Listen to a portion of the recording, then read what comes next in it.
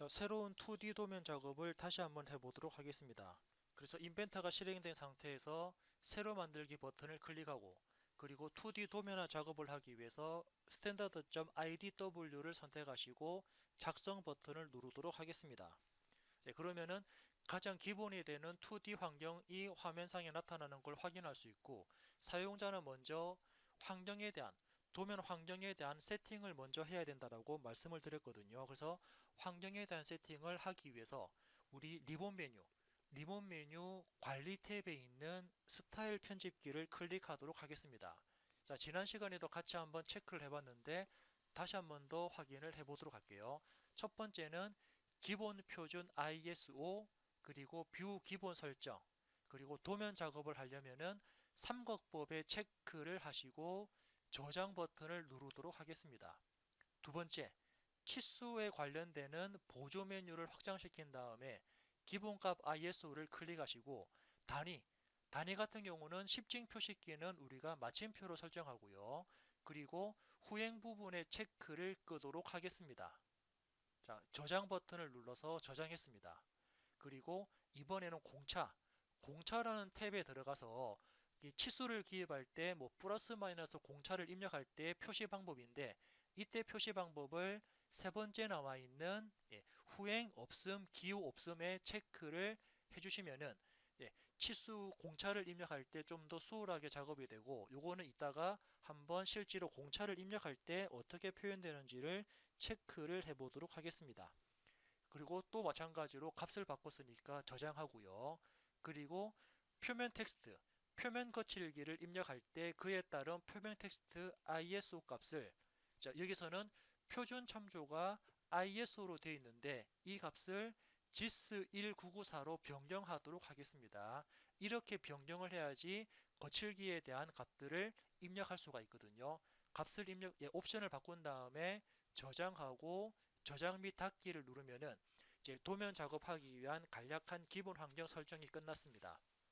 자, 추가적으로 말씀드린다 그러면 도면 시트 1번 밑에 있는 ISO는 도면을 작업하는 하나의 표제란 형식을 나타내는 거고, 위쪽에 있는 기본 경계는 도면을 표현하는 테두리 부분을 나타낸다라고 보시면 됩니다. 그리고 시트 1은 전체 종이에 대한 크기인데, 자, 시트 1번이라는 글자 위에서 마우스 오른쪽 버튼, 우리가 시트 편집이라는 환경에 들어가시면 현재 이 시트는 도면 크기가 A3로 구성되어 있거든요. 그래서 도면 크기가 A3인데 사용자가 다른 도면에 대한 크기를 변경할 때는 이 옵션에서 변경을 해주시면 될 것 같습니다. 그래서 A3는 가로 420에 세로 297이라는 이 사이즈를 가지고 있다라고 한번 체크를 했고요. 확인 버튼을 눌렀습니다. 자, 이제부터 도면화 작업을 할 건데, 지금 도면 작업은 그 슬라이더 형상, 우리 앞전에 조립했을 때 썼던 슬라이더 형상을 2D 도면으로 한번 배치를 해보도록 하겠습니다. 그래서 첫 번째 뷰 배치에 가셔가지고 기준이라는 명령어를 실행하는데, 기준을 실행하시면은 처음에 물어보죠. 어떤 형상을 2D로 만들 거냐. 그래서 기존 파일 열기를 선택하신 다음에 저는 세 번째 나와 있는 슬라이더 이 모양을 2D 제작 도면으로 만들겠다라고 선택했습니다. 선택을 다 하신 다음에 열기 버튼 누르면 기본적인 뷰 배치가, 즉 기준이 되는 뷰가 이렇게 생성되는 모습을 확인할 수가 있고요. 나는 여기서 정면에 대한 방향을 이 방향이 아니고 다른 걸로 바꾸고 싶다 하실 때는 옆쪽에 있는 보조 메뉴를 클릭해서 사용자 뷰 방향을 선택하도록 하겠습니다. 자, 그러면은 Shift 휠 마우스를 눌러가지고 사용자가 원하는 뷰 방향을 이렇게 회전할 수 있고요. 저는 이렇게 보는 방향을 정면으로 하고 싶다라고 화면을 대충 돌린 다음에 앞쪽에 있는 면을 클릭하면은 그 면이 평평하게 보입니다. 이렇게 뷰 방향을 설정해 놓고 다시 해볼까요? 마우스를 뷰 방향으로 보고 싶은 뷰 쪽으로 최대한 돌려놓고 앞쪽에 보이는 면을 클릭하면은 이 면이 바로 정면으로 해당되는 걸 확인할 수 있고요. 다시 나는 이렇게 보는 방향을 정면하고 싶다라고 뷰를 잡은 다음에 평행한 면을 선택하면은 이 방향이 정면으로 잡힙니다. 이 상태에서 사용자 뷰 마침을 클릭하면은 정면에 대한 방향이 새롭게 잡혔거든요. 근데 지금 현재 도면에 대한 축척이 현재 1대1로 잡혀 있습니다. 1대1로 잡혔는데도 형상이 좀 작다 싶으면 사용자들은 축척을 좀 크게 하거나 작게 입력할 수 있고요. 또는 여기에다가 축척 값을 사용자가 직접 이렇게 입력을 하실 수가 있습니다. 예, 또는 뭐 직접으로 해서 이렇게 2라고 하게 되면은 원래 형상보다 크기를 뭐 2배 키우겠다, 이렇게 직접 값을 입력을 하실 수가 있거든요.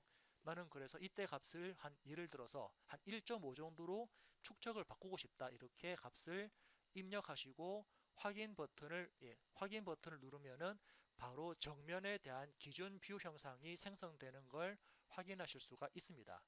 지금은 바로 정면 하나만 클릭을 해서 생성을 했고요. 예, 다음은 이 뷰에 대해서 위치를 좀 바꾸도록 하겠습니다. 마우스를 갖다 댔을 때 빨간색 테두리가 뜬 상태에서 마우스 드래그를 하시면은 사용자가 원하는 방향 쪽으로 이동할 수가 있고요.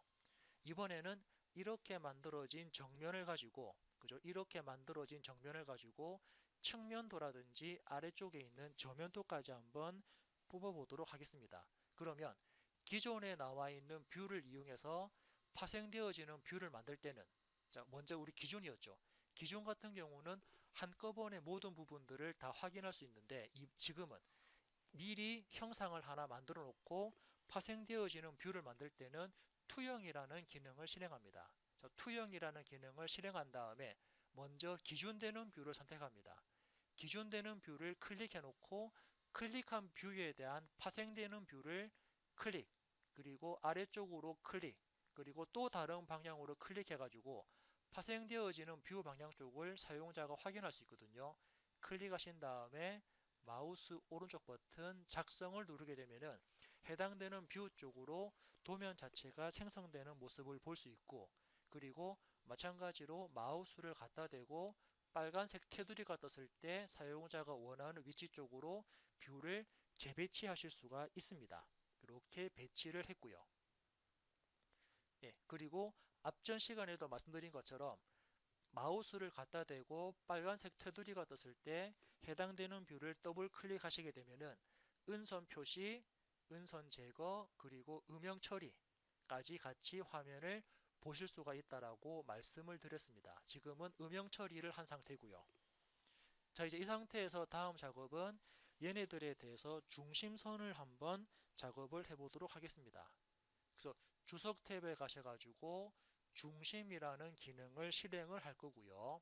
그래서 뭐 순서는 여기서는 제가 2등분선, 자, 2등분선을 실행해서 2등분선은 위쪽에 있는 선과 아래쪽에 있는 선 사이 중간에 중심선을 만들어라, 이렇게 2등분선을 실행했고요. 또 같은 방법으로 오른쪽에 있는 선과 왼쪽에 있는 선을 이용해서 중심선을 이렇게 표현할 수 있는데, 지금은 중심선이 좀 짧다라는 느낌이 들거든요. 그러면은 키보드 ESC를 눌러서 중심선 기능을 종료시키고 방금 작업했던 중심선을 삭제를 하도록 하겠습니다. 클릭하고 오른쪽 버튼 삭제를 한 다음에 여기서는 2등분선이 아닌 중심선으로 한번 표현을 하겠습니다. 중심선에서 첫 번째 점을 클릭하고 두 번째 점을 클릭하고 마우스 오른쪽 버튼 작성하면은 중심선이 생성되었고요. 같은 방법으로 중심 표식 해가지고 원이나 호를 클릭하면 선택한 원이나 호 중간에 중심선이 나오는 걸 볼 수가 있습니다. 물론 여기도 하나의 원이 존재하니까 이 원을 클릭해서 중심선 기능을 표현했고요.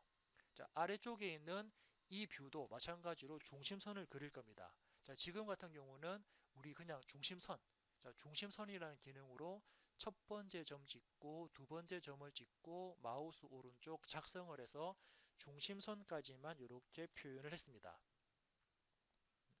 자, 실제로 도면 작업할 때 이와 같이 원래 숨은 선들이 다 같이 표현되는 게 정상이지만 숨은 선이 표현됐을 때 도면이 많이 좀 복잡해 보이거든요. 그럴 때는 해당되는 뷰, 그래서 중심선 기능을 ESC 버튼을 두세 번 눌러서 종료시킨 다음에 해당되는 뷰에서 빨간색 테두리 위에서 더블 클릭합니다. 그래놓고 기준하고의 연관성을 풀어주거든요. 체크를 풀어서 기준하고에 대한 연관성을 해제시킨 다음에 은선을 제거해라 확인을 누르게 되면은 도면이 좀 더 깔끔하게 표시가 되는 걸 확인할 수 있습니다. 물론 측면에 있는 이 숨은 선 같은 경우도 마찬가지로 그죠? 빨간색 테두리가 떴을 때 더블 클릭 그리고 기준 기준하고의 연관성을 해제시킨 다음에 은선 제거에 클릭을 하고 확인을 하게 되면은 은선이 제거되면서 원래 은선이 들어가면은 복잡해 보이니까 좀 이렇게 단순화시키면서 도면을 좀 한눈에 알아볼 수 있게끔 작업을 해줬습니다. 자, 다음 작업은 여기 정면에 보면은 나사 구멍이 있는데 이 나사 구멍을 우리가 이제 부분 단면을 처리해서 앞전 시간에 했던 브레이크 아웃이라는 기능 가지고 부분 단면 처리를 해보도록 하겠습니다. 그래서 부분 단면을 처리하려면 뷰 배치 탭에 먼저 가서 부분 단면을 이룰 2D 도면, 2D 뷰죠. 부분 단면을 만들 뷰를 먼저 마우스 왼쪽 버튼으로 클릭해 놓고 스케치 시작이라는 기능을 실행합니다. 그런 다음에 부분 단면이 만들어질 경계선들을 바운더리를 그릴 건데 그 바운더리는 예를 들어서 저는 스플라인 보강 기능으로 클릭하시면서 자유공면을 이렇게 경계선이라 그러죠. 경계선을 만들 바깥쪽 테두리를 작업을 했고요. 자, 작업을 다 했으면은 예, 스케치 마무리를 이용해서 스케치 기능을 빠져나갑니다.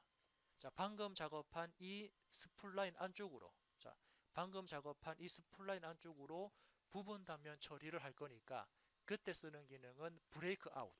자, 브레이크 아웃이라는 기능을 실행합니다. 그런 다음에 브레이크 아웃을 하게 되면은 부분 단면이 들어갈 뷰를 선택하라 그러거든요. 그래서 부분 단면이 들어갈 뷰를 클릭을 해주면은 브레이크 아웃에 대한 깊이를 입력하라 그러는데 이때 깊이는 우리 앞전에 말씀드린 것처럼 지금 제가 브레이크 아웃을 표현한 이유는 안쪽에 있는 나사 구멍을 표현하기 위해서입니다. 그래서 나사 구멍은 현재 우측에 표현되어 있으니까 이 뷰를 수직 방향으로 우측 방향으로 쭉 뽑았을 때 그에 해당되는 사분점 지점이거든요. 자, 사분점 지점은 여기 점이나 여기 점 또는 이 점을 클릭해서 우리가 깊이 값을 체크할 수가 있습니다. 그래서 깊이 방향에 해당되는 사분점을 하나 클릭을 하시고 확인 버튼을 누르게 되면은 그 점까지 부분 단면이 처리되는 과정을 확인할 수가 있고요. 혹시 이런 메시지가 뜨면은 여기서는 승인 버튼을 클릭하도록 하겠습니다. 뭐 때문이냐면은 그 부분 단면이 들어가면서 안쪽에 중심선에 대한 위치가 애매모호해졌기 때문에 이 위치를 그대로 쓰겠다라고 승인 버튼을 클릭해서 한번 업데이트를 진행을 했거든요. 그러면은 안쪽에 스플라인과 관련되는 부분 단면이 표시가 되었습니다. 자, 부분 단면에 대한 경계선을 좀 바꿔볼까요? 자, 지금 너무 아래쪽으로 내려와 있으니까 부분 단면에 대한 경계선을 약간 위쪽으로 옮겨 놓도록 하겠습니다. 그러면은 해당되는 뷰에서 아래쪽에 쭉 마우스를 갖다 대면은 해당되는 뷰가 검색기 쪽에서 이렇게 체크가 되거든요. 체크가 된 상태에서 아래쪽에 있는 브레이크 아웃의 메뉴를 확장시켜 가지고 이 스케치를 마우스 오른쪽 버튼 편집하도록 하겠습니다. 그래서 스플라인에 대한 경계선을 이 보관에 관련되는 위치를 마우스로 옮겨가지고 좀 더 자연스럽게 아래쪽으로 너무 침범하지 않고 이렇게 자연스러운 곡선이 되게끔 이제 스플라인 보관점들을 이렇게 좀 편집을 하도록 하겠습니다. 자, 어느 정도 편집이 되었다 그러면 스케치 마무리를 하게 되면은 그 선들이 다시 재정렬되면서 편집이 된 상태를 확인할 수 있고요. 이제부터 얘네들에 대해서 도면에 대해서 치수를 기입하도록 하겠습니다. 자, 먼저 치수 기입은 주석입니까? 이렇게 도면을 배치하신 다음에 주석 탭에 가서 치수 기능을 실행합니다. 자, 치수 기능을 실행하고요. 자, 먼저 사용자는 선택하는 선부터 선택하는 선까지 요거에 대한 길이 값을 입력을 합니다. 그리고 편집 창이 나타나면은 확인 버튼을 누를 겁니다. 다음은 전체 길이입니까? 전체 길이 위쪽 선부터 아래쪽 선까지 전체 길이 치수를 입력할 건데 자, 클릭을 했고요. 이때는 자, 이제 플러스 마이너스 공차값을 표현할 겁니다. 플러스 마이너스 동시에 들어가는 정밀도 및 공차를 표시한 다음에 이때 공차값을 어떻게 줄 거냐면은 기본, 참조, 대칭. 자, 대칭되는 값을 넣을 겁니다. 그래서 대칭되게끔 그때 공차값은 0.02라는 플러스 마이너스 0.02를 입력하시고 확인 버튼을 누르면 이렇게 공차 기호가 들어가는 걸 확인할 수 있고요. 다음은 오른쪽 부분에도 추가적으로 치수 기입을 계속하도록 하겠습니다. 자, 지금은 이제 나사 표시, 나사부에 관련되는 표시인데 바깥쪽 선부터 바깥쪽 선까지 나사에 대한 길이 값을 입력할 겁니다. 자, 클릭하고요. 그런 다음에 지금은 나사기 때문에 앞쪽에 나사에 관련되는 기호가 들어갈 겁니다. 텍스트에서 깜빡깜빡하는 마우스 커서를 앞쪽으로 보낸 다음에 나사에 대한 기호 대문자 M을 주고요. 그리고 커서를 다시 뒤쪽으로 보내가지고 곱하기 1, 즉 나사에 대한 피치 값을 이렇게 입력을 했습니다. 그런 다음에 확인 버튼 눌러서 피치까지 확인했고요. 다음은 치수 기입을 계속하도록 하겠습니다.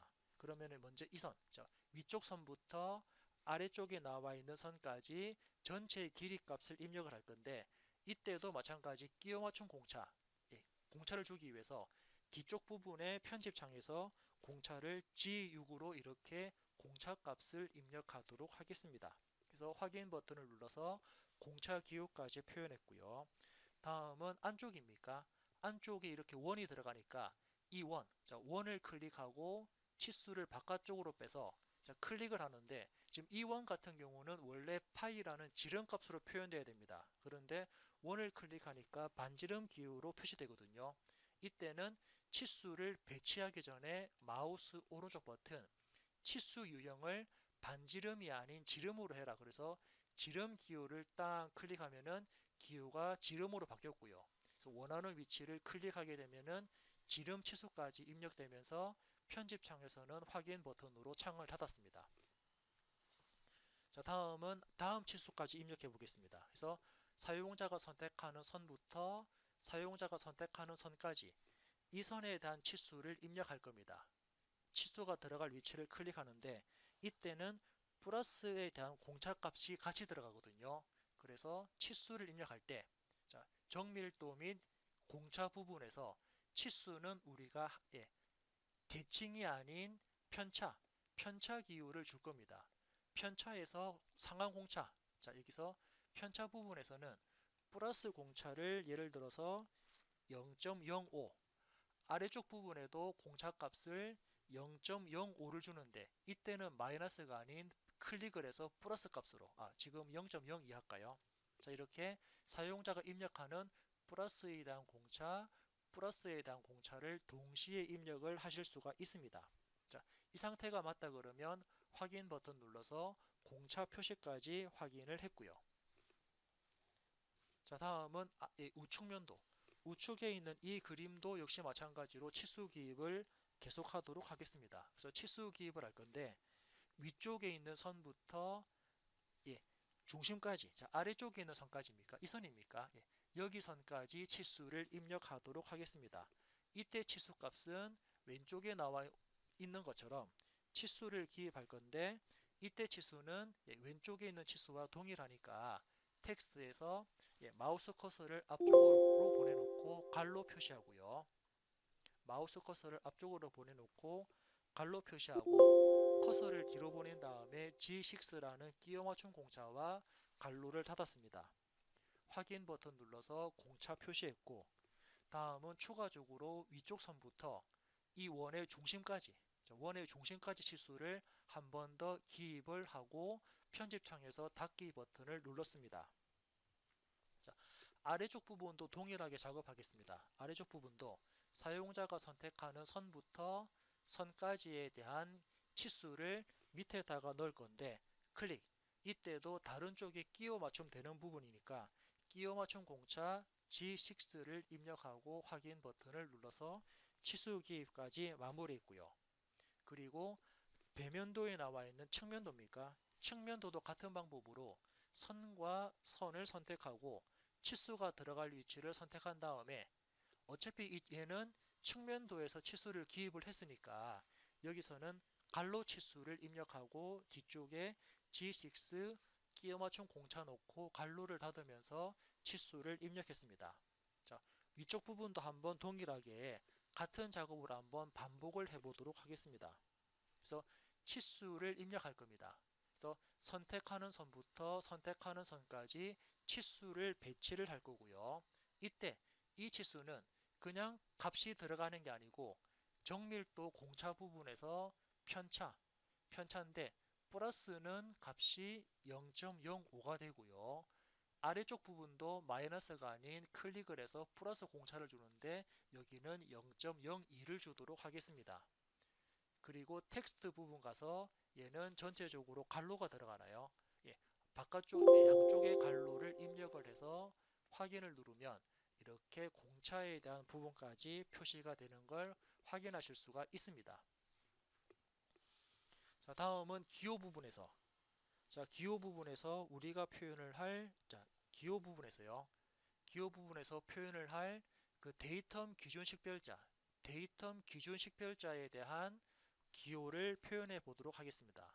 그래서 데이텀 기호를 넣어라 선택하신 다음에 데이텀 기호가 들어갈 첫 번째 화살표나 선을 클릭합니다. 그리고 데이텀 기호가 들어갈 두 번째 아래쪽으로 선을 클릭하고 클릭을 하게 되면 바로 기입을 할 수 있거든요. 이때 값을 예를 들어서 뭐 대문자 2 이렇게 2를 입력하고 확인 버튼 누르면 기준 식별자가 들어갔는데 원래 이 기준 식별자는 오른쪽으로 꺾이면 안 될 겁니다. 해서 마우스 ESC를 눌러서 기능을 종료하시고 얘를 다시 마우스로 드래그 하시면서 마우스를 이쪽 포인트를 마우스로 끌게 해가지고 수직 방향으로 다시 재배치할 수 있거든요. 이렇게 배치를 했습니다.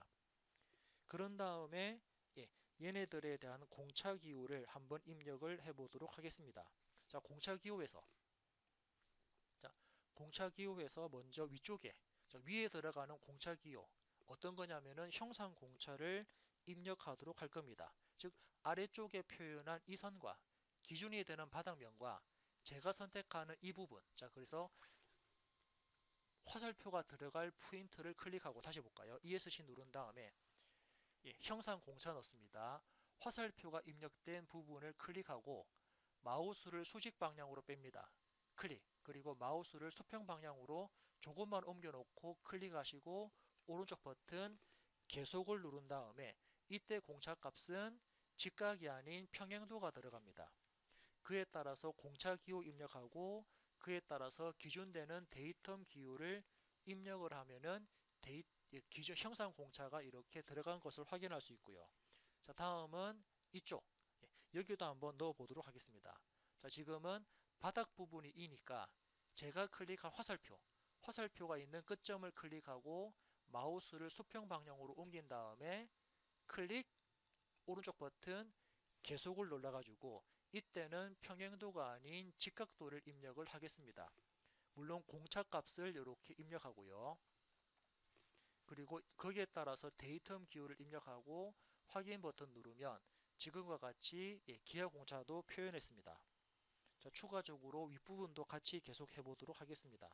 자, 같은 부분일 수 있는데 이쪽 여기도 화살표 끝부분에 클릭하고 수직 방향으로 마우스를 클릭하고 수평 방향으로 마우스를 조금 빼서 클릭 마우스 오른쪽 버튼 누르고 계속 하신 다음에 자, 지금은 아래쪽에 계속 이렇게 값들이 나오지 않습니까? 이 값들은 현재 지워지지 않습니다. 자, 이 값들을 지울 때는 두 번째 나와 있는 공차를 아무거나 하나 클릭해 놓은 상태에서 이런 값들을 삭제를 하겠습니다. 그리고 이 값도 마찬가지로 삭제를 여기서 값을 하나 넣어주고요. 이렇게 뒷부분을 딜리트로 지우고 여기도 딜리트로 지우고 이 부분을 다시 클릭해서 아무것도 없는 부분으로 선택하면은 아래쪽 부분이 깔끔하게 정리가 될 겁니다. 그래서 이 상태에서 다시 우리는 거기에 따른 공차값 지금은 평행이라는 공차에서 공차값을 입력하고요. 거기에 따라서 기준되는 부분을 입력하시고 확인을 누르면 지금처럼 또 데이텀 기호도 입력을 할 수가 있습니다. 자, 아래쪽 부분도 이번에는 자, 아래쪽 부분에도 동일하게 한번 입력을 해 보겠습니다. 이제 이 부분이거든요. 그래서 똑같이 화살표가 있는 위치를 클릭하고 수평 방향으로 빼서 클릭, 마우스 오른쪽 버튼 계속을 눌렀습니다. 이 부분은 다시 직각도로 변경을 하고 그에 따른 공차값을 입력합니다. 그리고 데이텀 기호도 입력하고 확인 버튼 눌러서 데이텀 기호까지 표현했고요. 자, 키보드 ESC를 눌렀습니다.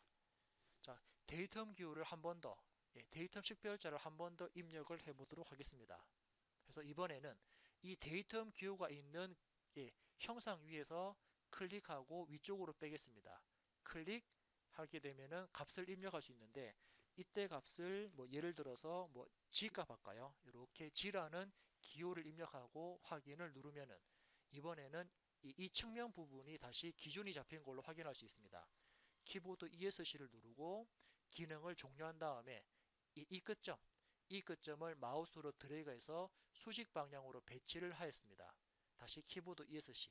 그러면은 측면을 기준 면을 잡아서 또 다른 데이텀 기호를 입력할 수 있는데 그때 또 다른 데이텀 기호를 이번에는 측면 쪽 다시 한번 해보겠습니다. 그래서 다시 형상 공차 기능을 이용해서 그죠? 화살표를 클릭하고 수평 방향으로 다시 클릭, 마우스 오른쪽 버튼 계속을 한 다음에 이 부분도 직각도입니다. 그에 따른 공차값 넣어주고 그에 따라서 기준되는 기준 식별자를 입력하시고 확인 그리고 키보드 ESC를 누르면은 대략적인 공차값을 이렇게 확인을 해봤습니다. 자, 이번에는 그 표면 거칠기 값을 입력하면서 마무리를 하도록 하겠습니다. 표면 거칠기는 앞전 시간에 보셨던 것처럼 곡면 기능이 표면 거칠기 기능입니다. 그래서 표면 거칠기가 들어갈 보조선을 클릭하고 거칠기가 들어갈 방향 쪽으로 마우스를 뺀 다음에 마우스 오른쪽 버튼 계속 이때는 재질 제거가 요구되지 않음으로 하시고 그에 따라서 요구됨으로 하시고 그에 따른 공차값을 입력을 하겠습니다. 그리고 확인 버튼 누르면 거칠기 공차가 들어갔고요. 이번 아래쪽입니까? 자, 아래쪽에도 선을 클릭하고 거칠기가 들어갈 방향 쪽으로 마우스를 뺀 다음에 마우스 오른쪽 버튼 계속 거기에 따라서 공차값 거칠기에 대한 값을 입력하고 확인. 다음은 측면입니다. 측면에 해당되는 선을 클릭하고 방향 쪽으로 마우스 옮긴 다음에 오른쪽 버튼 계속 이때 공차값을 이렇게 입력을 해주고 확인 누르면 그 마우스를 옮긴 방향 쪽으로 거칠기 값이 표현되고요. 안쪽 부분도 똑같습니다. 클릭하고 들어갈 방향 쪽으로 마우스 옮겨놓고 마우스 오른쪽 버튼 계속 그리고 그에 따른 공차값을 이렇게 입력을 할 수가 있고요. 바닥 부분도 좀 정밀한 부분이니까 클릭하고 밑으로 옮겨놓고 오른쪽 버튼 계속 그리고 공차값 입력하고 확인 버튼을 눌러서 그 거칠기가 들어갈 부분에 대해서 값들을 쭉 입력했습니다. 추가적으로 측면 부분도 같이 해볼까요? 측면 선택하고 왼쪽으로 빼서 오른쪽 버튼 계속 이때 거칠기 값을 입력을 합니다. 확인 버튼 눌렀고요.